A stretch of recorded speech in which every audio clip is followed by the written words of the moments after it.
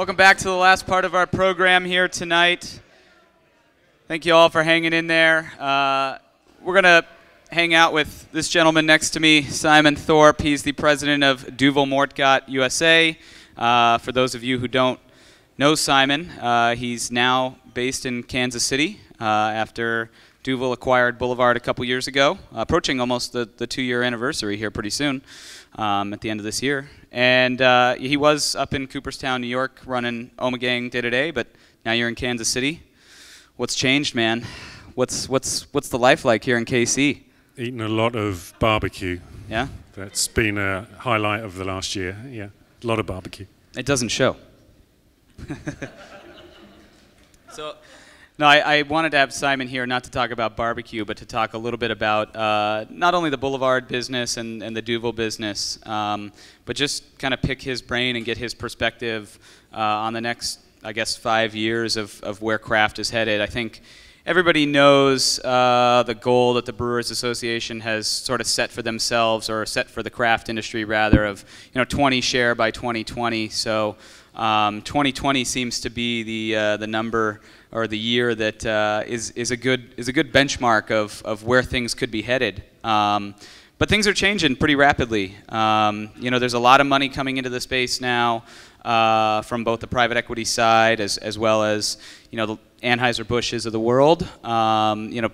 Lots of fast-growing regional breweries that have started up and in just a few short years become pretty big players in their markets. I think of breweries like Golden Road out in LA or Revolution in Chicago, really kind of going after things pretty hard. And so, things are different, and Simon always has a good perspective on where we might be headed.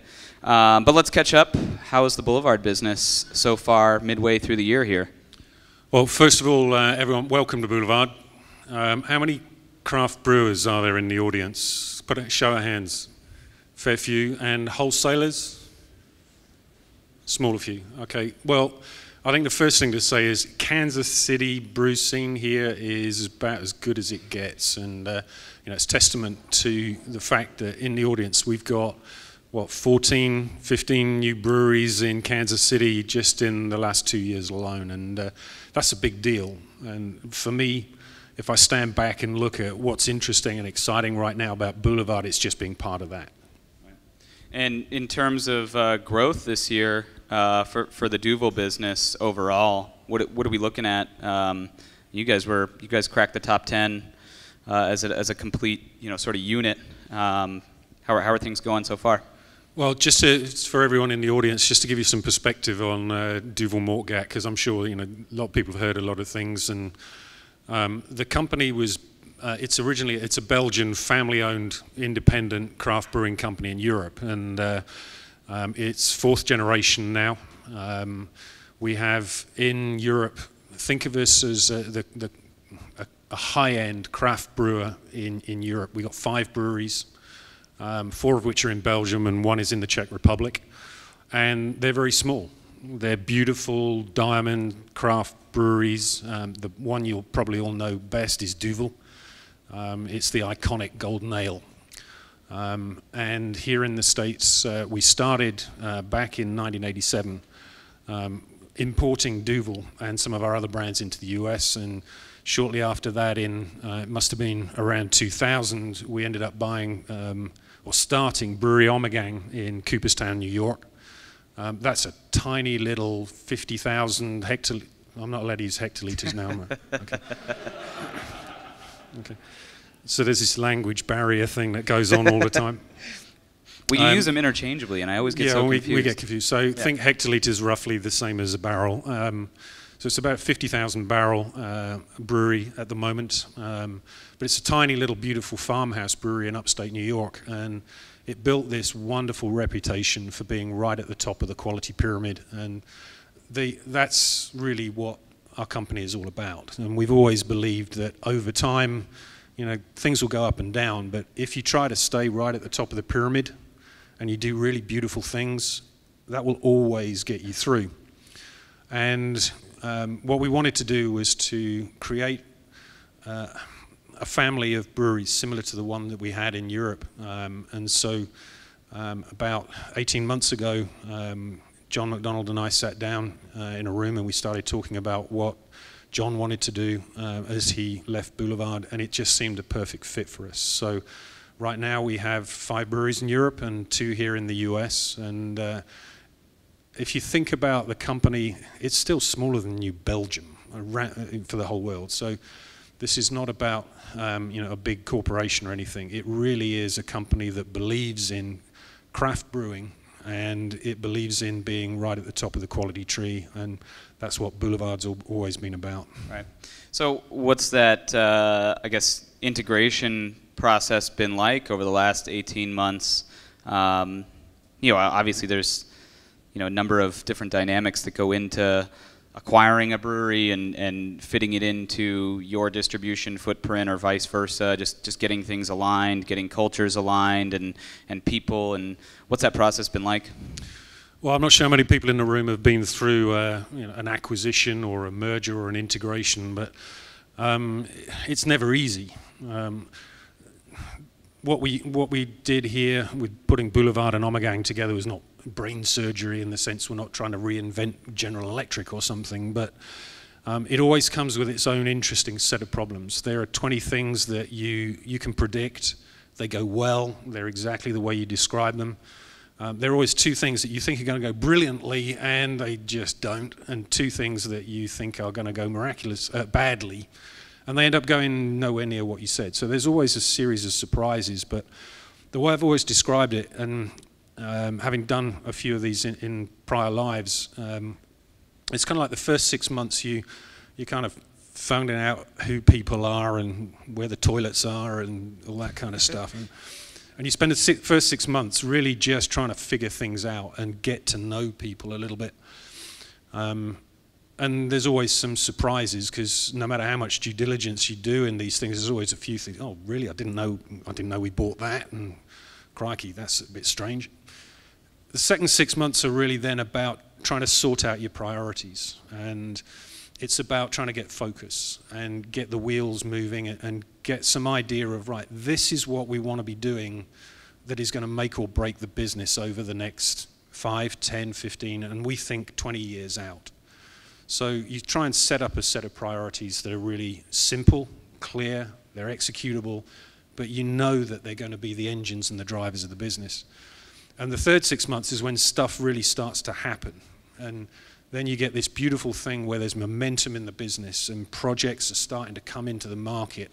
And that's the golden time. And we're right there right now. Yeah, there's actually something tangible that you can sort of point to and say, this is the result of, this is what we've been working towards. And, exactly. And one of those things is Ommegang's new IPA that you guys produced it here, right? Yeah, I mean, there's a lot of discussion. It's a great point, Chris, in the sense there's a lot of discussion at the moment. I'm sure all of us in the room have kind of thought about it a little bit, but it's kind of like, can you be a craft brewer with provenance? And, I'm based in Kansas City, or I'm in Lincoln, Nebraska, or I'm in San Diego. And how important is that provenance to who you are and what your DNA is? And as craft brewers grow up, you have to go through this kind of process of trying to figure out how you move beer to different parts of the country, because there's demand for it. And so at that point you have to kind of cross over this big hurdle that says, well, I'm going to produce beer in a place where I didn't come from originally. And you see a number of different breweries doing it different ways, and I think there's no right or wrong answer to this. There are some big breweries that are really trucking beer across the country. And those of you who are sort of figureheads will know, it's about a $25, $35 per barrel cost to get a keg of beer from one side of the country to another. There are other breweries which are building greenfield breweries on the East Coast. They're West Coast breweries. It makes logical sense for them to be building on the East Coast so that they avoid all those freight costs. There are other breweries that are partnering. And I think we're going to see some really interesting cooperative ideas coming forward in craft over the next 2 to 3 years, with people partnering up with like-minded brothers and sisters to solve this capacity question across the country. For us, at the moment, we've been very carefully looking at the West Coast and how we develop Ommegang, for example, on the West Coast. And it makes logical sense for us to cut the freight costs, produce it here in Kansas City, and to ship it on to the West Coast. It's pure economics. Part of the quid pro quo of this then is, at a certain point in time, we want to be supplying the Northeast from Cooperstown. So again, that's a pure economic thing. The really critical thing in the middle of it is, are you working with a brewery that can do things at the quality level that you really want? And I'd urge anyone who kind of gets into this discussion to think about it's much less about the numbers on a spreadsheet that make some financial sense. It really is about having confidence in the quality of the brewery that you're working with. And as we look at this, we wouldn't have bought Boulevard if we didn't have absolute confidence and faith in the beers that they produce, the way that they do it, and the quality of the brewery and the infrastructure here in Kansas City. So net, long way round to your question, we've just started producing some of the Ommegang beers here at Kansas City. That will develop. We'll see how things go. We're in the process of looking at what we need to do at Cooperstown to be able to produce some of the Boulevard beers for the Northeast up there. But I think one of the things, again, as you look in a crystal ball and start to think about what shapes craft brewing over the next 2 to 3 years, I'd urge everyone in the room to look at your cost side economics, because it's going to be defined by some of these really dull things like freight costs. And whereas we want to just go and make some great new beers and there's some really cool stuff out there, it's going to be some really prosaic stuff about, how do you figure out your logistics and your supply chain to move beer. And we've heard, there's some different business models as to how breweries are being successful. But that's a really critical shaper of what's going to define who wins and loses over the next 5 to 10 years. Right. But just speaking about it from a production side, I mean, there's obviously certain beers that do better at the Boulevard facility versus the Ommegang facility. I mean, some breweries are better set up to do IPAs versus lagers, or whatever the way that the brewery was designed from the outset. How is that? Is that a difficult process to work through as you're deciding? Well, it makes more financial sense for us to brew some of these beers in New York, but maybe the brewery isn't really set up for it. Yeah, I mean, it's expensive, frankly. And when you're trying to match flavors, when you're trying to match a process and that a brewery has developed over a number of years, it takes a lot of effort and energy and thoughtfulness to be able to adapt. So, I mean, give you an example. Ommegang, as a brewery, is pretty small. It has relatively low capabilities in terms of dry hopping. So we've just been started to invest in some really good dry hopping capability. The inverse of that is Boulevard is really good at that. And so instead of having to kind of discover how to do dry hopping in a really good way, you can just tap into the expertise. And there's a few things in terms of developments, for example, of saisons. We love saisons. Ommegang is really, really good at them. So we've transplanted a lot of learning. So again, one of the benefits, and as you think about who you're partnering with, it's as much about expertise and finding right people who know how to do stuff as it is about finding a brewery that is compatible with the way that you want to brew your beer.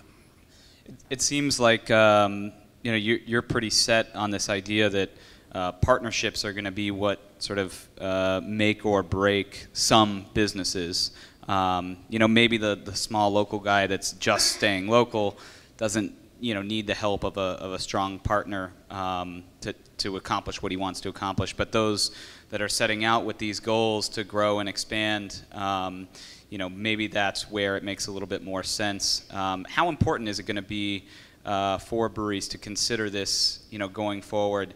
Do I need to have a partner, whether it's a financial partner or just somebody to share these secrets with, or these learnings? Do you see that being like the biggest piece of how things develop over the next couple of years? Yes is the simple answer to the question.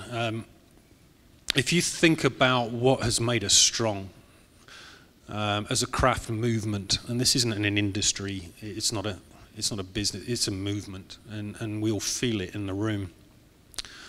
One of the things that makes us strong is working together, and we can all articulate that in different ways, but if we think that we can take on big beer, if we think that we can be a 20 share, if we think that we can be sustainable over the next 50 years on our own, in isolation, I personally think we're smoking something really exotic.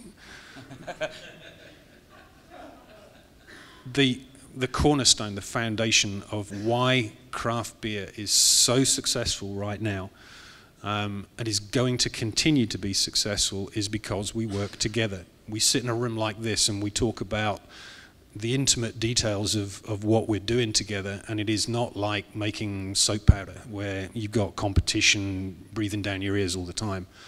It's a beautiful thing, and it's one of the reasons why a lot of us love being in this business, in this movement. There you go, I've shot myself already.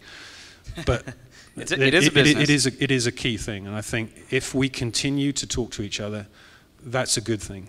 If we want to be successful, we have to reach out and find partnerships, and it doesn't matter whether it's distribution, logistics, whether it's expertise on how to do something. If all ships float on a rising tide, and if we hold hands, we will float higher. And from that point of view, again, I think it's not only critical to the practicalities of being in craft beer, it's just structural, and it's in our DNA to be working with each other. It's a different world.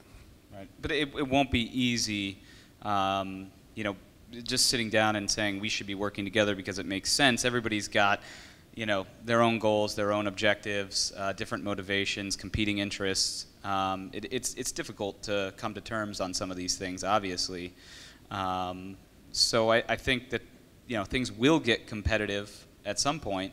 You know, how do you balance those two, I guess? How do you balance that, the fact that it's naturally going to be competitive as a business environment, as a business climate, and the fact that partnerships are what is going to propel things to a, you know, 20 share and beyond? Our competition is not ourselves in the room. I mean, I'm not saying anything that I'm sure a number of you haven't already thought before, but our competition is wine. Our competition is spirits. Our competition are very, very big breweries down the road in other places in Missouri. I mean, all we need to do is just keep gradually adding little bits, and there's more than enough of this pie for everyone to be very successful. And I think it depends on what your personal objectives are in life as well. I think as craft brewers, we can be really happy, really comfortable in Lincoln, Nebraska, with a brewery that sells in Lincoln, Nebraska. It's a fine town, it's got a great beer community. And if you become the brewery of Lincoln, Nebraska, you can lead a great life, and you can build something that's really interesting and worthwhile with your life on the planet. If you want to be Anheuser-Busch, then you got to think differently. But I mean, I think it just depends on the scale of ambition. And right now, the one thing that I think we should all be focused on, it's not attacking each other or trying to take share of craft. It's craft share of total beer, and craft beer share of total alcohol. That's where the future of rock and roll lies for us. It's not in slicing and dicing a small pie between us. But there's a lot of people who would say that the fact that so many people are coming into the space, and you know, there's all these new brands, that it is very much craft on craft right now, in at least in some markets. You know, they're trading craft handles on premise, and it's you know, it's much less taking from the big guys, and it's taking from another craft brewer. So it has gotten competitive in many markets. Maybe not so much in Kansas City, but you know, certainly in some of the markets we visit, we see a lot of that. You know, we see a lot of competition amongst craft brewers, and it's tough out there. So I think it's tough if you think about if your horizon is a series of on-premise bars, craft bars, in a certain city, yeah, I mean, everyone's competing for the same 12 tap handles in a bar. And that kind of bar is not where you're going to make your brand, your reputation for the very long term. That's a place where you're going to get trial. As we look at the shifting dynamics in craft right now, next 3 years are going to be all about off-premise, and it's going to be all about rotation. We can go out and get distribution tomorrow morning. We've got some really great wholesaler partners who can execute the hell out of things, and they can get us distribution. But it's about sustainable rate of sale. And that sustainable rate of sale comes with being narrow and deep and making sure that the programming is right and that things are turning for us. And I think the temptation is to try and be too broad, too shallow. Those are the breweries that won't make it. Their rate of sale will not pick up. And I'm personally convinced that the next 2 to 3 shelf resets in off-premise will be defining for us all as a craft movement. If the rotations are not there in Hy-Vee or in Wegmans in the Northeast or in Safeway on the West Coast, the decisions are going to be fairly short, sharp, and clear. And that will force a lot of the people who are not doing a good job in that distribution out of the pocket. And the people who are doing a good job and focusing on being narrow and deep and getting the sustainable rotations will be the ones who sort it out. But I'm personally convinced next 3 shelf resets in off-premise are going to be defining. So it almost seems like there's, kind of 2 contradictory statements here. I mean, you're saying it's not... There's a first for me, Chris. You're saying it's not craft on craft, but these retailers are going to be making tough decisions. And if Boulevard is executing better than another local craft brewer, and you take over that spot because you're getting faster turns, your brand is pulling more frequently, that is very much craft on craft, right? Even if it's not you setting out to accomplish that, the retailer is sort of making the choice that this is better for my business. So they're almost forcing it in a way, it sounds like. I think that, I take your point. The point is, you've got to be really good at executing. It's not enough just to make fantastic beer. You've got to be able to set programming and follow through and make it a sustainable rate of sale. And I think, again, as we think about capabilities of breweries, we tend, in this room, we tend to focus on the types of beers that we're making and are the beers good. That's price of entry. Unless you're making fantastic beer, might as well pack up and go home. Today, the people who will ultimately be successful over the next 20 years are those who can not only do that, but can execute great programming and support the brands with their wholesalers.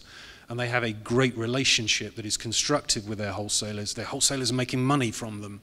So it's not enough for us just to be able to make great beer. That's price of entry. Right. Well, and I feel like the pressures are being compounded by the fact that there is so much interest in the category from the financial types, from new category entrants. So, a number of deals being done over the last few months, private equity getting more involved, a lot of money flowing into the space. How do you see that altering the landscape? They have goals too. They have things that they need to get done over the next 5 to 7 years when they go buy a brewery. So how's that going to change the landscape? I think it's a good thing, and I'll explain why. How will it change the landscape? I think it will simply enable breweries at a certain level to make a next step jump. And the reason I think it's a good thing is, as we're building craft breweries, it's actually real easy, and I know it may not feel like it, but it's real easy. The pain really only starts when you get to about 50,000 barrels. Because at that point, the money becomes serious. And okay, you may have mortgaged your house and got all your friends to contribute to what you're building, but the reality is that when you get up to a brewery that's producing about 50,000 barrels, you've got to put your big girl pants on and go down to the bank and get some real money. Some of the money that's coming into the market, into the craft brewing at the moment, is enabling breweries to make that step jump. People can't necessarily afford to do it from their own cash flow, and they can't necessarily raise that kind of money. So you bring in a partner who will finance you to go from 50,000 up to 100,000 barrels. 100,000 barrels, you go to 250, 250, you go to 500. So there are some step jumps. And again, if you stand back and do lots of endless analysis of the math and the economics of how breweries are growing right now, it's these step jumps that are really critical, and that's where external financing coming into craft brewing can really help to take people up to the next level. Right. And so all that capacity is being built out. You know, Bart showed a stat. Bart Watson from the Brewers Association, their economist, he showed a slide at the Craft Brewers Conference a few weeks back that compared production to capacity, and it was, 22 million barrels of craft beer production and 34.6 million barrels of capacity. So utilizing about a little over 60% of the available capacity right now, if you just, take it all in and look at it sort of from a macro perspective. I mean, I thought the ideal utilization rate was like 80 to 90, right? I don't run a brewery, but that's what people tell me. And I don't know. I wonder sometimes if brewers are getting a little bit exuberant. Are they building out too much capacity too quickly? Capacity in the US is an interesting thing because, to your point, I mean, there's this notion that everyone's building a lot of capacity. There's a few breweries that are building really big slugs of capacity. They're very high profile. They're in the news a lot. There's a real shortage of certain types of capacity right now. You want capacity on the West Coast? Good luck. Because right now, if you want to go find capacity on the West Coast to expand, if you want to partner with someone, good luck. It's just not there. There's more capacity on the East Coast. If you want to expand your packaging formats, you want to go into cans, good luck, guys. I mean, it took us the best part of 2 years to be able to find someone who we really thought was cool, who had the right brewing capacity, who had the right canning capacity for us to launch Boulevard cans. It really depends on what type of capacity you're looking for.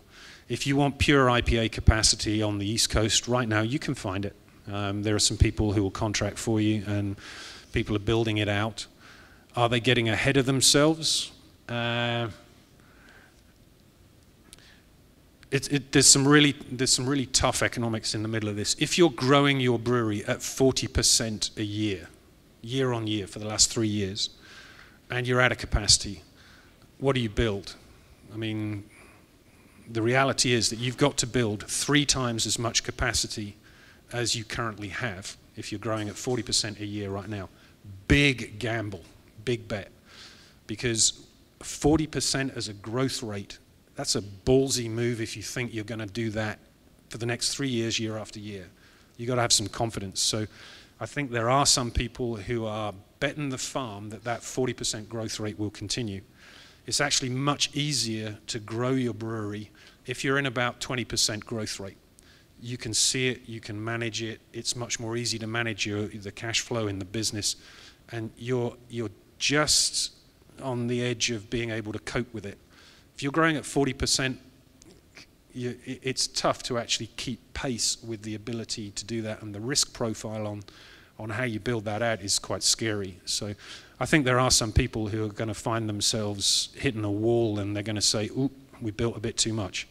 The good news is, I think there's still going to be enough people hunting for capacity for anyone in that position to be able to contract produce if they need to fill up a brewery. Right. So I think about that capacity, and if we get to that point, if growth slows, yeah, sure, a brewery's growing at 40% year over year.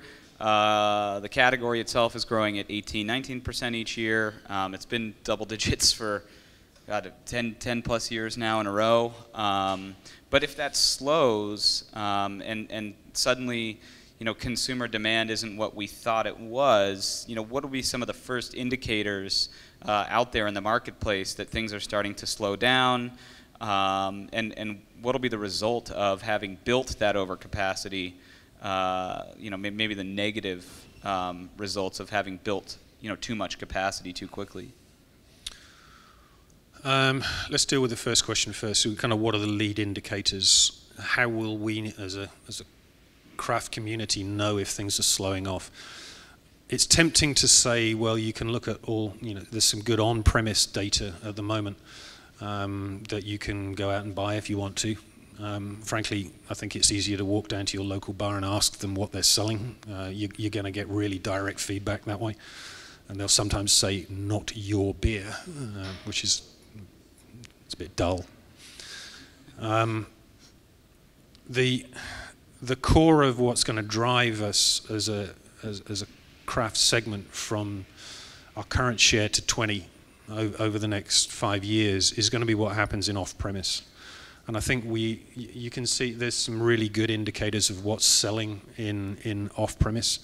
And frankly, the heart and soul of it is go down the road, talk to people. When you're raised in a big brewery, you rarely go and talk to people. When you're raised in a craft brewery, you are dependent on talking to your customers to understand what they want and to sell to them, and you get really visceral feedback from them very quickly. So I think as a craft movement, we've actually, it's in our DNA to hunt out understanding and just to keep a very close feel of what's actually happening, and we'll feel it and hear it very quickly from on-premise. I think we'll hear it very quickly also from off-premise. It may be a couple of months lag in terms of how that works. They'll be saying what exactly? Our traffic is slowing, or I'm not selling as much craft beer? Or, I mean, how will it look when you're getting this feedback from the retailers? Rotations will be slower. I'll come back to the point I made earlier. I mean, to me personally, if there's one thing that I lie awake at night at worrying about, it's rotation. Rotation. I don't worry about distribution at all. It's about the quality of rotations that we're getting both on and off premise, and it doesn't matter where it is in the country. I would rather cut distribution but have really good rotations in the places that we have, because that's how you build a sustainable business for the long term. And if things start to slow down, the negative sort of effects of building too much capacity too quickly, will we see discounted beer? Will we see pricing issues? Will we see breweries going out of business? Banks wanting to come collect their money again? I mean, what will it look like? Well, I think the first thing to say is I don't think it's going to happen for 5 years. 5 years minimum. And the reason I say that is I think there's a lot of talk about the bubble. And are we on the verge of a bubble right now? Chris's point is there more overcapacity. Typically, if you're standing back looking at different types of examples of bubbles, then these are a couple of the indicators. I think that the bubble is really about people. And at the moment, people remain totally fascinated by quality and by local and by artisanal things. I don't think that is a bubble. And we're just being pulled along by that huge consumer trend, and they're thinking about things from coffee to donuts to a bar of soap that is made locally and is really cool, and it's got a story about it. That bubble isn't bursting. That's going to continue, and it's a generational thing. And I think, therefore, as a craft movement, we're just going to get swept along by that. I firmly believe that 20% share for craft is absolutely achievable, and we should blow through that. So as we think about, what are the implications of a bubble bursting, I actually don't think it will happen for another 5 years, and I think, the logical things would come along. You're going to find people who've got overstretched. They're going to be selling. The prices of breweries for sale is going to start to come down. we're going to see more available people hunting to fill capacity at that point. Well, and that will open up some private label opportunities and stuff like that. Well, in 5 years, I mean, it was Bill Anderson from First Bev, said, as many as 25 different transactions over the next 15 months. So, assuming that some of those most likely are private equity transactions, and assuming that every private equity firm is operating on a 5 to 7 year timeline, that seems like it would match up. 5 or 6 years from now, there's going to be a lot of private equity companies that are looking to exit their investments in some of these companies and get their return. And I mean, maybe that will play into it as well. Do you think that could have an impact on some of the bubble shakeout, whatever you want to call it? Possibly, but I mean, I see where your point's going. I mean, the reality is private equity money in craft brewing is a big headline. There are 7 private equity companies who are active in craft right now, 4 which are really active, and there's another 3 who are moving around it. They're making a lot of noise for 7 companies. So in that sense, I think there's hundreds of firms. The real game is what is going to happen between some of the very big breweries trying to make sure that they have a share of the craft phenomenon. You've seen it with Anheuser-Busch. It won't take Miller Coors a long time. They've gone through some reshuffle. It won't take them a long time to wake up. They're very smart people. They'll figure it out. ABI have already started to figure it out. So we're going to see some real dynamics coming from that. And then I think we're going to see some, as I said earlier, some partnerships starting to develop. It's part of the DNA of the way craft brewers operate, that we actually like to get together with people, and we're good at collaborating and finding solutions that are not just a pure M&A play. Well, we're just about out of time here, but one final question for you. Speaking of partnerships, who's Duvel buying next, Simon? Go Royals! All right.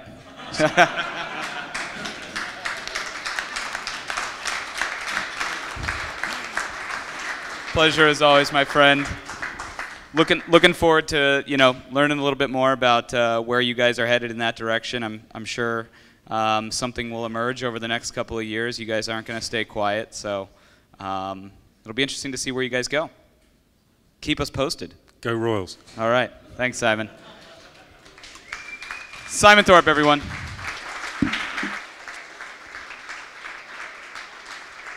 So a big thank you to the folks at Boulevard for hosting us. Big shout goes out to Julie Weeks back there, helping to coordinate everything. Thank you. And I know I've mentioned this a couple times tonight. We're taking this all around the country, and we truly couldn't do it without some of our sponsors that are listed up here. Owens, Illinois. I believe Joshua is here tonight. Somewhere there he is. Thanks for coming out, Josh. So OI is here, but our other sponsors, Pub Keg, Vicinity Brew. These are the guys that actually make this possible. We have all this video equipment. We live streamed it out across the web. We've got a whole crew that comes to this thing. I think there's 5 of us here this time, and it wouldn't be possible without that. Without these guys. And lastly, 100% of the proceeds from the door tonight went to a local animal rescue association. I know Ashley probably has the final tally. The last time I looked at it, it was right around $900 raised. So thank you guys for that. That's awesome. And if you enjoyed what we did here on June 11th, we'll be in Chicago for our full-day business conference, the Brewbound session. Maybe we'll see you guys there. Let's get a beer. Cheers. Gone home when